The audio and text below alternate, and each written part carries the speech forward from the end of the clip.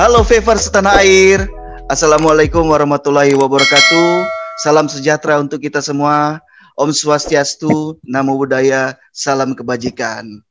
Senang sekali berjumpa kembali dengan Bapak Ibu Favors setanah air di Bincang Santai Faith kali ini. Bersama saya, Devi Glenn dari Bright. Dan juga telah hadir di sini tamu Bincang Santai Faith, yaitu Bapak Ade Guswadril. Dan sebelum saya sapa Pak Ade ini, saya akan menceritakan sedikit profil tentang Pak Ade. Pak Ade Guswadril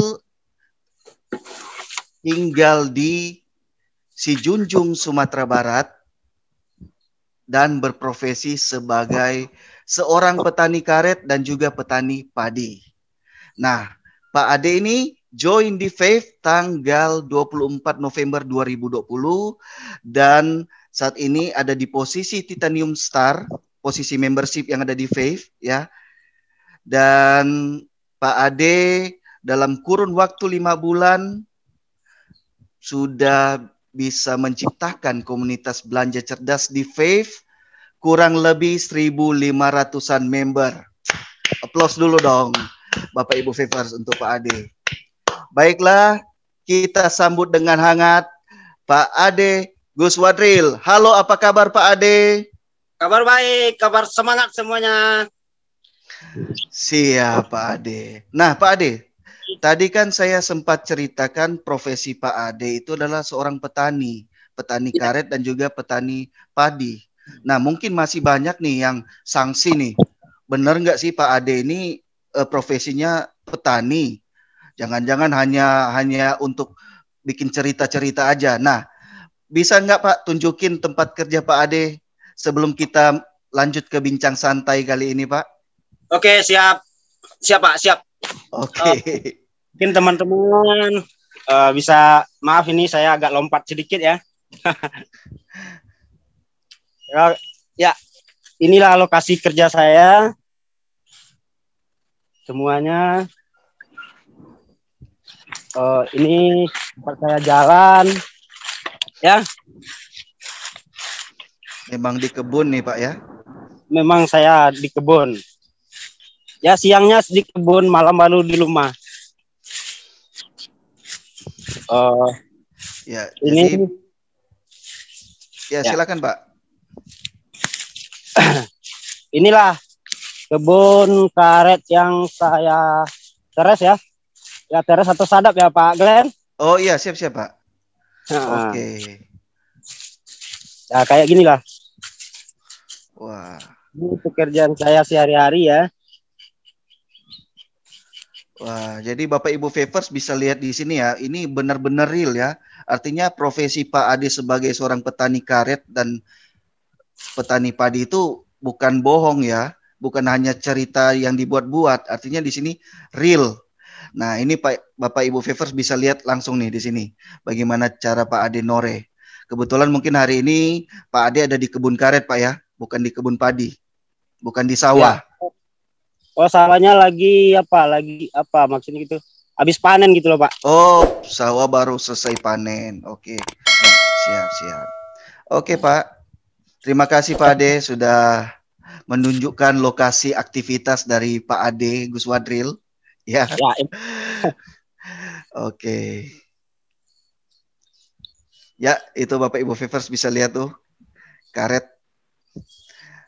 Nah, karet ini bahan dasar membuat ban mobil Pak ya. Ya, ban dan mobil juga banyak juga Pak ya. Banyak ya. juga ya yang bisa dibuat dari karet ini. Betul Pak. Oh ya, kita kembali lagi ya Pak Glenn. Iya, siap Pak. Oke. Iya. Sejuk. Oh ya Pak Glenn. Mantap Pak Ade. Ya. Sejuk. Ini yang mau Pak mesan jambu putih bisa nih. ada buah jambu juga Pak ya di situ. Iya. Cempedaknya lagi apa ini? Lagi keguguran apa namanya ini? Iya. Oke. Kita kembali lagi ke laptop ya Pak Glenn. Benar Pak. Kita kembali ke laptop. Iya. Oke. Saya nggak pakai laptop, saya pakai HP kok. Iya. Terima kasih Pak Ade sudah menunjukkan tempat aktivitasnya Pak Ade.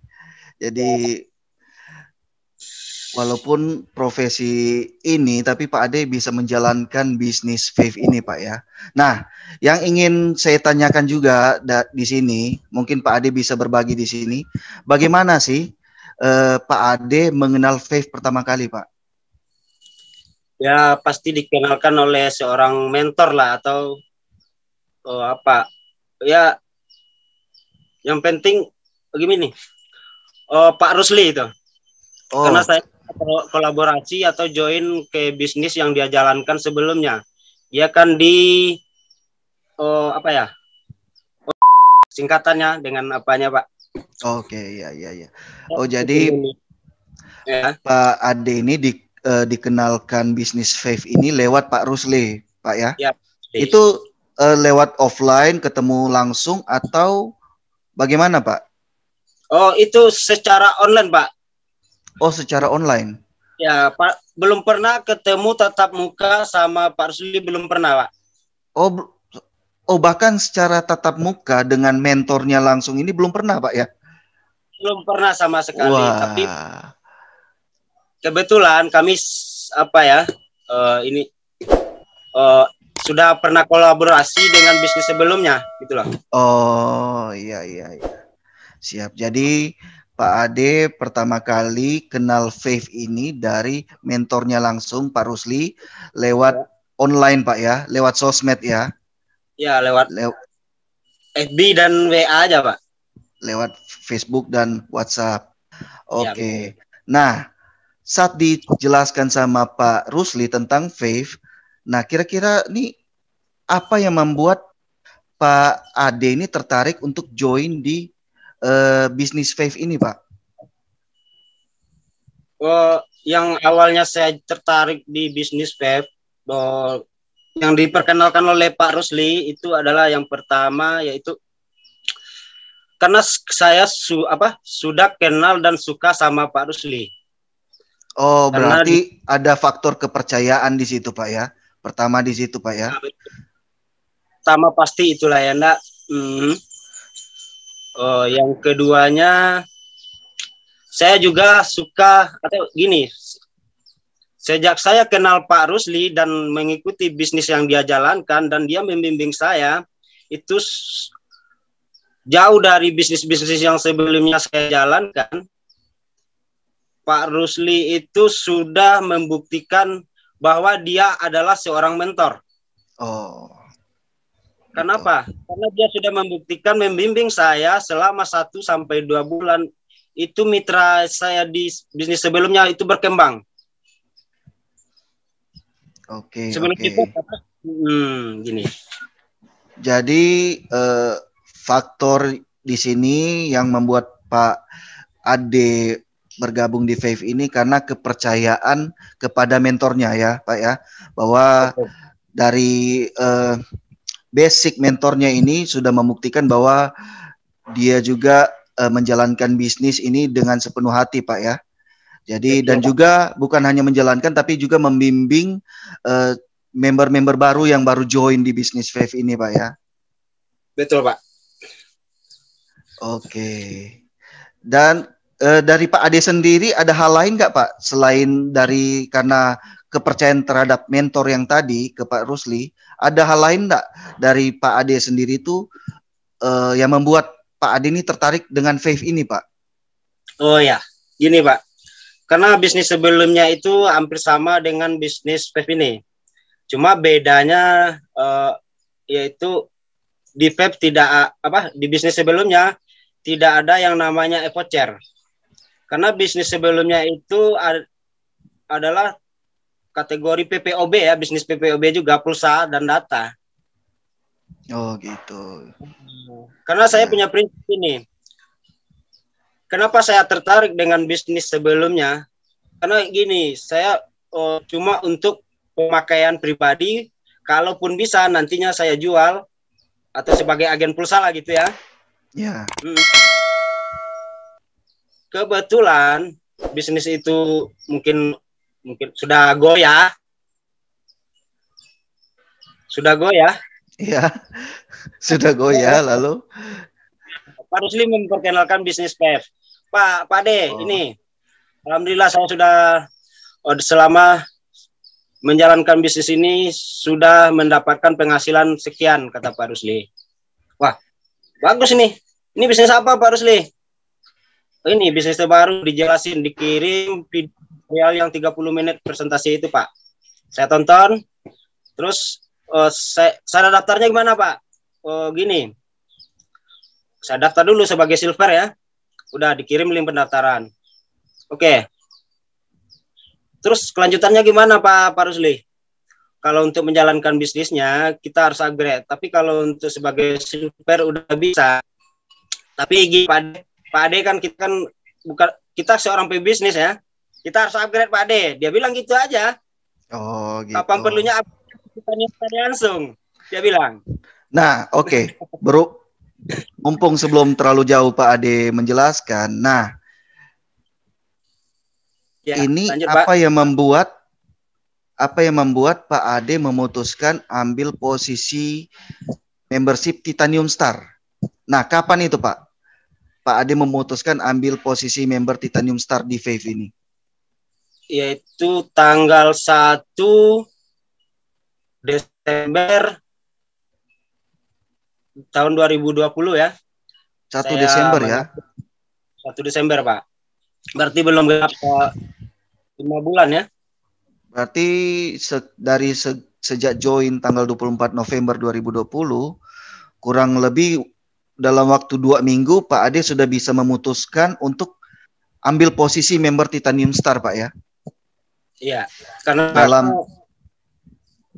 karena yang pertama saya adalah asuransi. Saya itu yang saya kejar. Tertarik dengan itu. Pak Ade melihat ada bonus di situ Pak ya? Mana tahu kita kan Pak. Oke. Iya, jadi yang membuat salah satu faktor Pak Ade juga langsung ke Titanium Star adalah ada bonus asuransi Pak ya. Dimana mungkin Pak Ade menyadari sendiri resiko profesi Pak Ade saat ini lumayan juga. Jadi ya kenapa enggak gitu Pak ya? Kenapa enggak gitu lah, betul Pak. Oke, selain ada itu apalagi Pak yang membuat Pak Ade ini langsung ambil keputusan ambil posisi bisnis Titanium Star?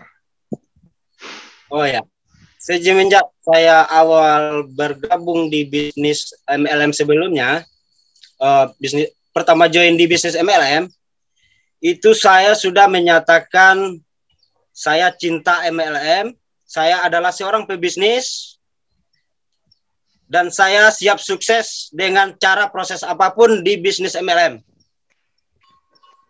Wah, salut dengan mindsetnya Pak Ade ini, bahwa kebanyakan orang yang sebelum-sebelumnya itu menjalankan bisnis jaringan Pak Ade ya, kalau gagal di bisnis sebelum-sebelumnya itu mereka sudah menyalahkan sistemnya, konsepnya, sistem pemasarannya, yaitu MLM.